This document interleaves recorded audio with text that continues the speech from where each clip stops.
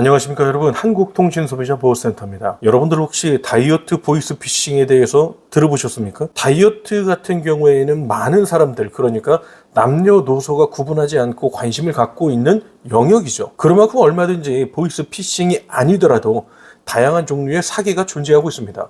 하지만 지금 말씀드리는 것은 명확하게 보이스피싱으로 우리가 규정할 수 있을 만한 내용을 갖고 있는데요. 어떤 내용인지 한번 차분히 알아보도록 하겠습니다. 우선 이들의 접근 방식은 바로 SNS입니다. SNS를 통해서 대상자를 물색하고요.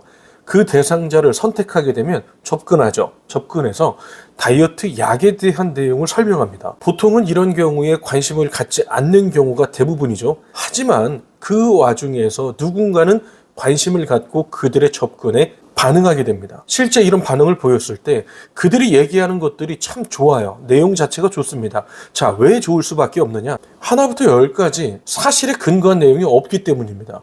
누가 들어도 혹할 만한 내용들로 준비가 됐기 때문이에요. 여러분들이 들었을 때 오케이 할 만큼 매력적인 내용들로 구성을 해놨기 때문입니다. 사실과는 거리가 멀죠. 있을 수 없는 내용들로 구성을 해놓은 경우도 많습니다. 그러면 여러분들 이렇게 보시면 돼요. 누군가가 접근해서 얘기를 하는데 들어보는데 이치에도 맞고 내용도 괜찮고 믿을 수도 있어요. 그럼 어떻게 합니까?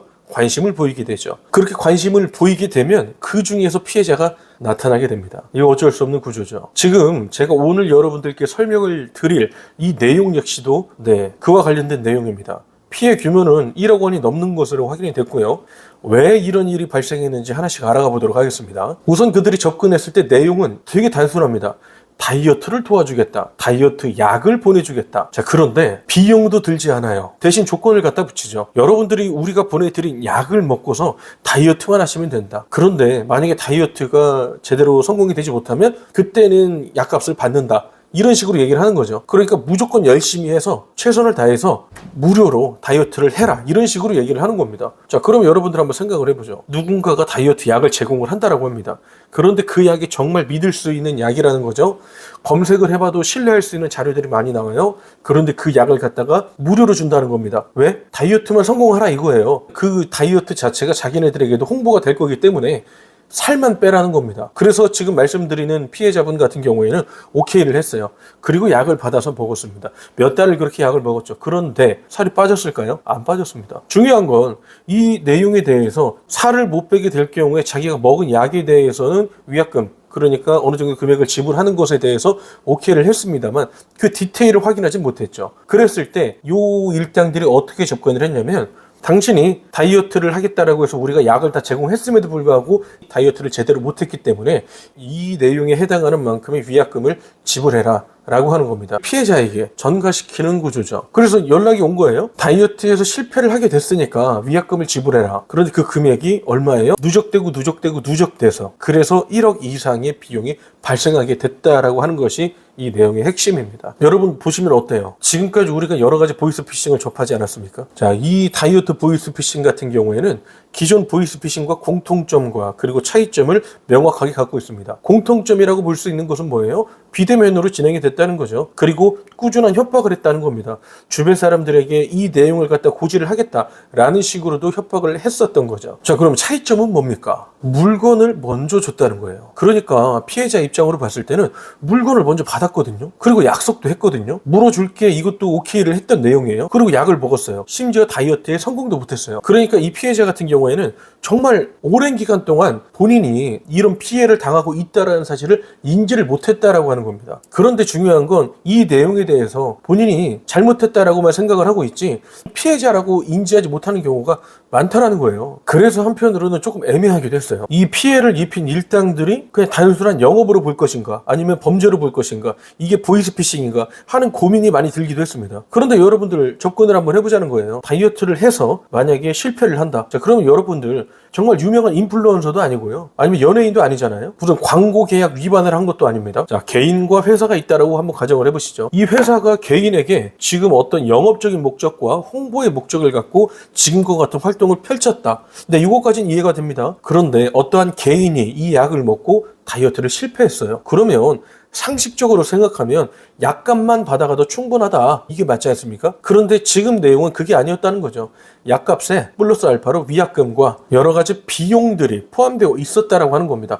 여러분 100번 이해하고 100번 양보해도 몇백만 원 내가 먹은 거 그래 돌려줄게 이런 것까지는 우리가 그래 서로 정말 약속을 했고 계약을 했고 진행이 됐다라고 한다면 이해를 할 수는 있겠죠. 그런데 지금 경우는 어떻습니까? 무려 1억 원 이상의 피해가 나타났다는 거예요. 이게 말이 됩니까 여러분? 핵심적인 것은 계약서죠. 지금까지 나타났던 보이스피싱과 차이점이 나타나는 게 바로 이겁니다. 계약을 했고요. 물건을 보내줬고요. 어느 정도의 신뢰 관계가 형성이 됐고요. 옆에서 계속 가스라이팅을 하는 거죠. 할 수 있어요. 회원님 가능합니다. 회원님 뺄 수 있습니다. 근데 못 뺀 거예요. 그렇게 친절하게 접근했던 그 누군가가 빼지 못했다라는 얘기를 듣고도 괜찮아요. 지금 이 금액 이것만 내시면 됩니다.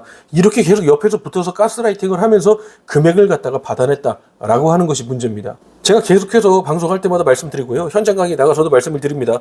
문제는 뭐냐면 여러분들 이런 문제가 닥쳤을 때 어떻게 대처를 해야 되느냐, 어떤 식으로 대응을 해야 되느냐, 어떤 모습을 보여줘야 되느냐 이런 게 우리들에게 제일 중요하다라고 하는 것이죠. 단순하게 전화를 끊는다? 누군가 연락 왔을 때 단순하게 전화를 안 받는다? 그냥 핸드폰을 안 본다? 핸드폰 전원을 꺼둔다? 여러분 그거는 사실상 어렵지 않습니까? 현대를 살아가면서 핸드폰 없이 혹은 통신 상품에 대한 이용 없이 여러분들 살 수가 있겠습니까? 어렵죠. 그러므로 여러분들이 기본적으로 어떤 식으로 대응을 해야 되는지에 대해서 명확하게 인지를 해야 된다라고 하는 겁니다. 지금처럼 완전히 변형된 개념으로 보이스피싱이 여러분들에게 다가옵니다. 어떻게 대처하실 겁니까? 여러분들 이거는 정말 대처를 하는 방법을 숙지를 하고 계셔야 된다. 저는 그렇게 생각을 합니다. 그래서 지금 이 경우는 어떻게 수습이 안 돼요. 돈은 다 보냈고 돌려받을 길이 없습니다. 제가 말씀드리잖아요. 보이스피싱의 특징 중에 하나는 뭐다? 안 잡힌다. 계좌 자체가 해외 계좌거나 아니면 대포 통장인 경우가 많습니다. 돈이 들어오는 즉각 인출을 해버리는 시스템이죠. 물론 경찰에서 수사를 잘한다면 잡을 수는 있겠죠. 하지만 보통의 상식으로 우리가 접근했을 때는 잡기가 대단히 어려울 것이다 이렇게 생각이 되는 겁니다. 그래서 여러분들께 설명드리는 거예요. 다이어트 보이스피싱 이렇게 존재하고 있습니다. 문제는 다이어트뿐만이 아니죠. 다른 우리의 생활 어떤 분야에서도 이와 같은 유형의 새로운 보이스피싱이 나타날 수 있습니다. 만약에 여러분들이 이런 전화를 받는다면 어떻게 대처를 할 것인지 지금 이 시간엔 딱 한 가지만 기억해 주십시오. 다이어트 보이스피싱으로 여러분들에게 혹시라도 SNS로 누군가 접근한다? 절대 응하지 마시고 차단하십시오. 그들이 하는 말이 아무리 달콤하고 그들이 하는 말이 아무리 상식적이어도 대응하지 마십시오. 잠깐 로맨스 스캠에 대해서 말씀드리면 로맨스 스캠의 피해자들은요. 피해를 입은 이후에 돈을 이미 다 보내줬음에도 불구하고 상대방을 사랑하는 경우가 있습니다. 무슨 말이냐? 거짓된 사실, 조작된 사실로 만들어진 허구 자체를 믿고 신뢰하고 따른다. 이런 경향이 피해자들에게 나타나고 있다고 하는 것이죠. 그러므로 지금 말씀드렸던 다이어트, 보이스피싱 같은 경우에도 절대로 응하지 마시고요. 그들이 하는 말에 넘어가지 마십시오. 혹시라도 여러분들 이와 관련돼서 궁금하신 게 있거나 잘 모르는 게 있다. 언제든 저희에게 연락 주십시오. 저희는 언제나 여러분들 편에서 여러분들의 입장을 고려하고 여러분들에게 도움이 될 만한 내용을 준비해서 상담을 드리고 있습니다. 불편하신 점, 어려우신 점, 잘 모르겠다, 궁금하신 점 있으시면 언제든 편하게 연락 주시고요. 지금처럼 이런 상담이 필요한 내용이 있다고 한다면 문의 주십시오. 저희가 연구하고 공부하고 분석해서 여러분들께 답도 드리고 지금처럼 방송도 해서 제2, 제3의 피해자가 나타나지 않도록 제대로 준비해서 많은 사람들에게 전달 드리도록 하겠습니다. 감사합니다.